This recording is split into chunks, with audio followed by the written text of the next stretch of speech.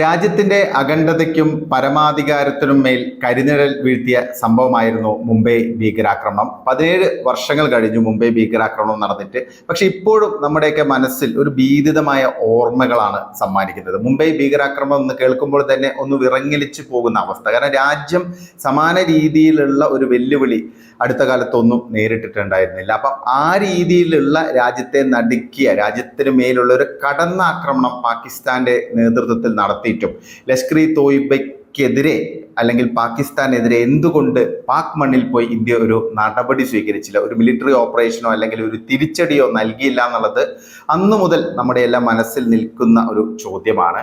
എന്തായാലും അതിനുള്ള ഒരു ഉത്തരം എന്നുള്ള നിലയിലാണ് ഇപ്പോൾ പി ചിദംബരം, അന്നത്തെ ആഭ്യന്തര മന്ത്രിയും കോൺഗ്രസിന്റെ പ്രമുഖ നേതാവുമായ പി ചിദംബരം ഇപ്പോൾ വെളിപ്പെടുത്തൽ നടത്തിയിരിക്കുന്നത്. അദ്ദേഹം പറയുന്നത് അന്ന് അമേരിക്കയുടെ, പാശ്ചാത്യ രാജ്യങ്ങളുടെ പ്രത്യേകിച്ച് അമേരിക്കയുടെ അമിതമായ സമ്മർദ്ദം കാരണമാണ് ഇന്ത്യ ഒരു തിരിച്ചടിക്ക് പോകാത്തത് എന്നാണ് അദ്ദേഹം പറഞ്ഞിരിക്കുന്നത്.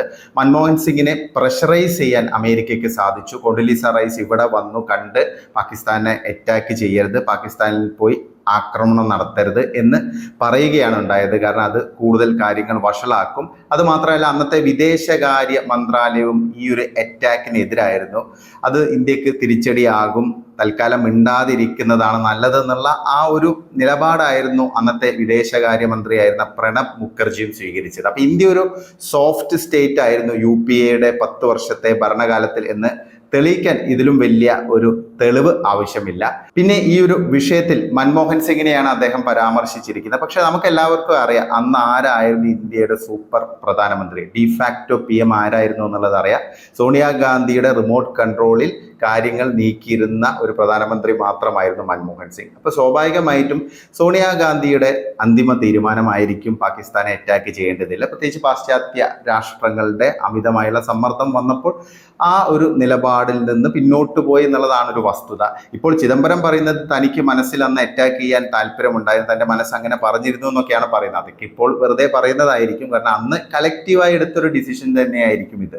കാരണം അന്നത്തെ കോൺഗ്രസ് സർക്കാരിനെ സംബന്ധിച്ച് അവർക്ക് ഹിന്ദു ഭീകരത, കാവി ഭീകരത എന്നൊക്കെ പറഞ്ഞ് കണ്ണിൽ പൊടിയിടാൻ, വോട്ട് ബാങ്ക് രാഷ്ട്രീയം കളിക്കാൻ, ഇതിനൊക്കെയായിരുന്നു നേരം.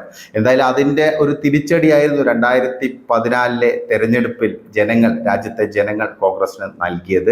അപ്പോൾ നമ്മൾ ഈ ഒരു കാര്യം ഇപ്പോൾ ചർച്ച ചെയ്യുമ്പോൾ, അതായത് പാകിസ്ഥാനെ അറ്റാക്ക് ചെയ്യാൻ പോലും, അതായത് ഇങ്ങോട്ട് അറ്റാക്ക് ചെയ്ത് നമ്മുടെ രാഷ്ട്രത്തിൽ ഒരു യുദ്ധം നടത്തിയിട്ട് പോലും, പ്രത്യക്ഷത്തിൽ ഒരു യുദ്ധം തന്നെയായിരുന്നു മുംബൈ ഭീകരാക്രമണം. ആ ഒരു സംഭവം നടന്നിട്ട് പോലും തിരിച്ചടിക്കാൻ ഇന്ത്യ തയ്യാറാകുന്നില്ല. പാശ്ചാത്യ രാഷ്ട്രങ്ങളുടെ അനുമതിക്ക് വേണ്ടി കാത്തുനിന്നു. അവർ പറഞ്ഞു വേണ്ട എന്ന് പറഞ്ഞു. അപ്പൊ അതിനുശേഷം ആ ഒരു നിലപാട് നിന്ന് പിന്നോട്ട് പോയി ആ ഒരു തീരുമാനം പിൻവലിച്ചു. ഇതൊക്കെ കേൾക്കുമ്പോൾ നമുക്ക് എത്രത്തോളം ആശ്ചര്യം ഉണ്ടാകും എന്നുള്ളതാണ്. കാരണം ആ ഒരു ഡിഫറൻസ് നമുക്കിപ്പോൾ കാണാൻ സാധിക്കുന്നുണ്ട്. നരേന്ദ്രമോദി സർക്കാർ വന്നതിന് ശേഷം പാകിസ്ഥാന്റെ ഭാഗത്ത് നിന്നുള്ള അറ്റാക്കുകളൊക്കെ ഉണ്ടായിരുന്നു. നമുക്കറിയാം ഉറി അറ്റാക്ക് ഉണ്ടായിരുന്നു, അത് കഴിഞ്ഞ് പെഹൽഗാം ഇപ്പോൾ ഏറ്റവും ഒടുവിൽ ഉണ്ട്, അതിനു മുമ്പ് പുൽവാമ ഇൻസിഡന്റ് ഉണ്ടായിരുന്നു. അപ്പൊ ഈ ഒരു സംഭവങ്ങളിലൊക്കെ തിരിച്ചടിച്ചത് ഇന്ത്യ എങ്ങനെയാണ്, പാക് മണ്ണിൽ പോയി ഇന്ത്യ എങ്ങനെ മറുപടി നൽകി എന്നുള്ളത് നമ്മൾ കണ്ടതാണ്. ഉറി അറ്റാക്ക് കഴിഞ്ഞാണ് സർജിക്കൽ സ്ട്രൈക്ക് ഇന്ത്യയുടെ ഭാഗത്തു നിന്നുണ്ടായത്, ഇന്ത്യൻ മിലിറ്ററിയുടെ ഭാഗത്തു നിന്നുണ്ടായത്. അത് കഴിഞ്ഞ് പിന്നെ പുൽവാമ സംഭവം നടന്നപ്പോൾ ഇന്ത്യയുടെ ഭാഗത്തു നിന്ന് എയർ സ്ട്രൈക്ക്, പാകിസ്ഥാനിന്റെ ഭീകര കേന്ദ്രങ്ങൾ ലക്ഷ്യമാക്കിയുള്ള എയർ സ്ട്രൈക്ക് നടന്നു. ഏറ്റവും ഒടുവിൽ പഹൽഗാം ആക്രമണം ഉണ്ടായപ്പോൾ മതം ചോദിച്ച് ഇന്ത്യക്കാരെ വകവരുത്തിയപ്പോൾ അതിന് തിരിച്ചടി നൽകിയത് എങ്ങനെയാണെന്ന് നമ്മൾ എല്ലാവരും കണ്ടതാണ്. പാകിസ്ഥാന്റെ എത്ര ബേസുകൾ, എയർ ബേസുകളാണ് നമ്മൾ തകർത്ത് കളഞ്ഞത്. അതുമാത്രമല്ല, അവിടെ ഭീകര കേന്ദ്രങ്ങൾ ഉൾപ്പെടെ അറ്റാക്കുകൾ നടത്താൻ ഇന്ത്യക്ക് സാധിച്ചു. ഓപ്പറേഷൻ സിന്ദൂർ നമ്മുടെ എല്ലാം അഭിമാനമായി മാറി. അപ്പൊ അതാണ് ആ ഒരു ഡിഫറൻസ്.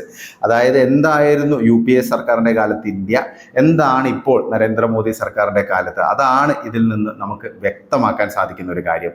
കാരണം ഇന്ത്യ ഒരു സോഫ്റ്റ് സ്റ്റേറ്റ് അല്ല, അടിക്ക് തിരിച്ചടി നൽകുന്ന, ഇന്ത്യയുടെ താല്പര്യങ്ങൾ മുൻനിർത്തി കാര്യങ്ങൾ മുന്നോട്ട് കൊണ്ടുപോകുന്ന ഒരു പ്രധാനമന്ത്രിയാണ് ഇപ്പോൾ നമുക്കുള്ളത്. ആ ഒരു ഡിഫറൻസ് ആണുള്ളത്. കാരണം ഒരു പ്രധാനമന്ത്രിയും കരുത്തനായ പ്രധാനമന്ത്രിയും തമ്മിലുള്ള ഒരു ഡിഫറൻസ്, അതിന്റെ ഭാഗമായിട്ടാണ് ഇപ്പോൾ ഇന്ത്യയിൽ എങ്ങനെയെങ്കിലും എന്തെങ്കിലും വിഷയങ്ങൾ ഉണ്ടാക്കി ഇവിടെ ഒരു അന്തഛിദ്രം ഉണ്ടാക്കാൻ ലോകരാഷ്ട്രങ്ങളൊക്കെ ശ്രമിച്ചുകൊണ്ടിരിക്കുന്നത്. പ്രത്യേകിച്ച് അമേരിക്കയൊക്കെ സോറോസിന്റെ പണമൊക്കെ ഒഴുക്കുന്നത് രാഹുൽ ഗാന്ധിയെ കരുവാക്കിയാണ് ഇപ്പം നീക്കങ്ങൾ നടക്കുന്നത്. പക്ഷെ ഇന്ത്യയിൽ ഇതൊന്നും നടക്കില്ലെന്നുള്ള കാര്യം വ്യക്തമാണ്. കാരണം ഇന്ത്യയിലെ ജെൻസി യുവാക്കൾ ഉൾപ്പെടെ ദേശീയ പ്രസ്ഥാനങ്ങൾക്കൊപ്പമാണ്.